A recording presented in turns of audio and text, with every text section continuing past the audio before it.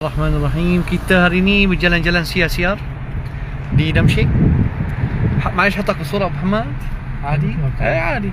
Dengan sahabat saya jazakallahu khair, muhandis, dia orang engineering, Abu Muhammad. Jazakallahu khair, dibawa saya. Kita berjalan di kawasan, boleh katakan kawasan mewah. Mulian hal manatiq luxury, muhai Abu Muhammad.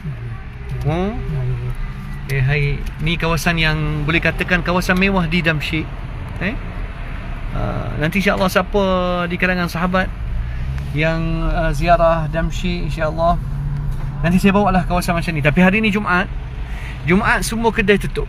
Jumaat cuti umum bagi rakyat Syria. Mereka sangat meraihkan hari Jumaat.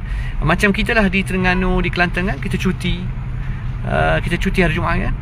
Sama juga di Syria. Abelon انه نفس الشيء مثل ما مثلا في ولايات ماليزيا بتعطل يوم الجمعة، نفس الشيء كمان الشام.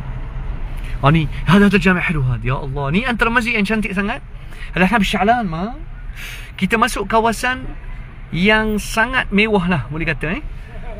Kalau kata cari shawarma sedap memang sini lah. Shawarma, بحبوا الشاورما جدا اخواننا الماليزيين.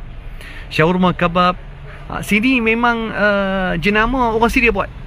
Awak takkan jumpa Burger King apa semua, tak ada. Dia ada Arab King.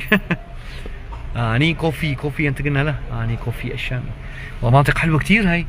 هذا الشعلان، هذا معروف، هذا عصير طيب.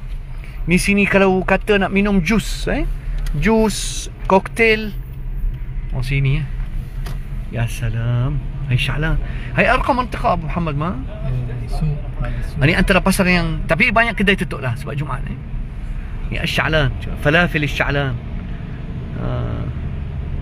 Masya Allah. Ini Damsyik hari Jumaat. Kalau nak berjalan bawa kereta hari Jumaat boleh lah, tak jam. Ya salam. Hai Syam. InsyaAllah sahabat, nanti bulan 1 kita dah ada ramai orang nak datang. Jadi insyaAllah kita ada daripada 2 hari bulan 1 sehingga 26. Kita ada grup insyaAllah datang pada waktu tersebut insyaAllah. Barakallahu fikum. Siapa nak datang Syria boleh hubungi nombor saya nanti. Jazakumullah khair.